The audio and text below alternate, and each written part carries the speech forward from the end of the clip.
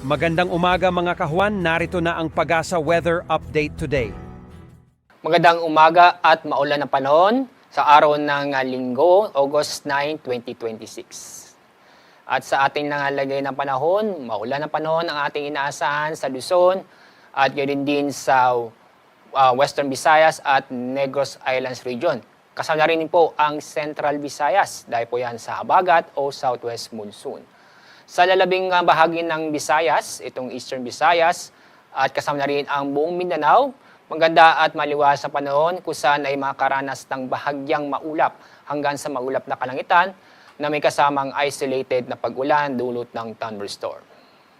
Kasalukuyan, maulap na kalangitan na concentrated mismo sa Luzon dahil po yan sa habagat. Itong habagat ay naapektuhan itong Luzon at ng Visayas. Itong madamagang pag-ulan kahapon ay dulot po yan ng southwest monsoon kung saan pinapalakas ng dalawang bagyo. Sa labas ng ating Philippine Area of Responsibility, 3 bagyo na po ang aming binabantayan. Una, itong si Typhoon Dolphin. Nasa layong more than 740 kilometers bandang hilaga ng Itbayat, Batanes. Mababa o malabo na itong pumasok sa ating Philippine Area of Responsibility dahil ito'y kikilos pakanluran o papunta sa may southern part ng China. Yung pangalawa, itong tropical depression malapit sa bandang east of region. Nasa layong 1,000 o more than 1,900 kilometers silangan ng extreme northern Luzon. Ang lakas ng hangin itong bagyo ay nasa 45 kilometers per hour. Base sa ating mga data at analysis, mababa ang tsansa na pumasok sa ating area of responsibility dahil ito kikilos pasilangan o palayo sa ating bansa. Ang pangatlo at huling bagyong ating binabantayan, isa ding tropical depression na sa layong more than 3,400 kilometers silangan ng extreme northern Luzon. Ang lakas ng hangin ay umaabot din sa 45 kilometers per hour. Malabo ding pumasok o mababang tsansa na pumasok sa ating area of responsibility dahil ito ay kikilos din palayo sa ating bansa. Ngayong araw may naasahan tayong malalakas na pag-ulan dahil sa habagat o southwest monsoon. Inyong papansin yung kulay red, ibig sabihin intense hanggang torrential na pag-ulan ang inaasahan sa Ilocos Sur at Benguet.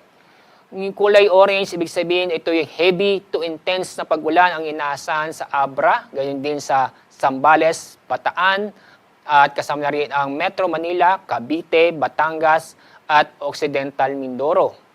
Yung kulay yellow, ibig sabihin ito yung moderate to heavy rains sa Ilocos Norte, Apayao, Kalinga, Mountain Province, Benguet, Nueva Vizcaya, Pangasinan, Tarlac, Nueva Ecija, kasama na rin ang Bulacan, at yung Laguna, Oriental Mindoro at Antique. Bukas, dahil pa rin sa habagat, may inaasahan pa rin tayong malalakas na pag-ulan. Heavy to intense na pag-ulan ang inaasahan sa La Union, Benguet, Zambales, Bataan at Occidental Mindoro. Moderate to heavy rains naman sa Ilocos Norte, Abra, Kalinga, Mountain Province, Ifugao, Nueva Vizcaya, Pangasinan, Tarlac, Nueva Ecija, Pampanga, Bulacan, Rizal, Metro Manila, Cavite, Batangas, Oriental Mindoro at Antique. Pagdating naman sa araw ng Martes, inaasahan pa rin tayong malalakas na pag-ulan. Heavy to intense na pag-ulan sa Zambales, Bataan at Occidental Mindoro.